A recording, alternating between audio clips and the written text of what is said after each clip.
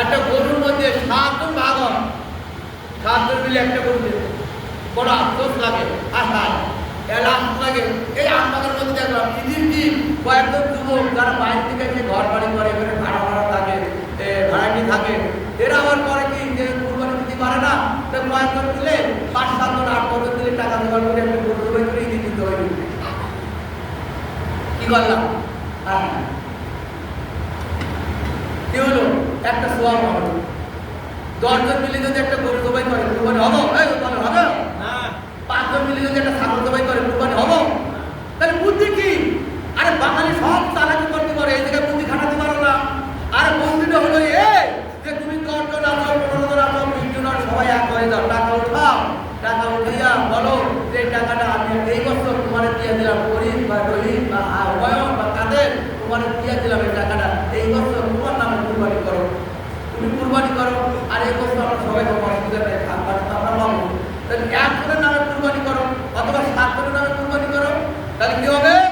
ওই কুরবানির যে সাহায্য করার কারণে, টাকা দেওয়ার কারণে এই সওয়াব তো পাইবারই পাইবা, কর্জে হাসানা দেওয়ার কারণে তুমি সওয়াবও পাইবে না, আবার কুরবানি করার পশুর সওয়াবও তুমি পাইয়া যাইবা। একটু বলি তো এই কুরবানি থেকে, এই সওয়াবের থেকে আমরা বঞ্চিত হয়ে যাব।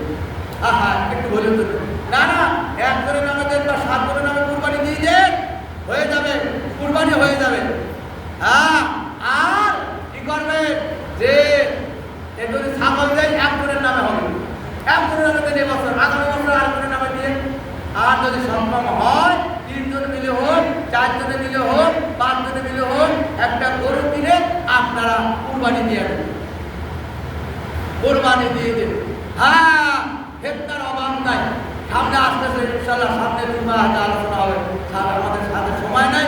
হেক্টার সৃষ্টি হতেছে, এখন খাসি কুরবানি করা জায়েজ আছে কিনা? খাসি নতুন করে একটা হেক্টার শুরু হয়ে গেছে, এখন কুরবানি নিয়ে আবার ওই যে খাসি লিঙ্গ পরিবর্তন হয়ে গেল, এইটা নিয়ে আবার খাসি নিয়ে কুরবানি করা জায়েজ আছে কিনা, কোন পশু কুরবানি করা জায়েজ আর কোন পশু কুরবানি করা জায়েজ নাই, এই পশু বিষয় নিয়ে ইনশাআল্লাহ আগামী জুমায়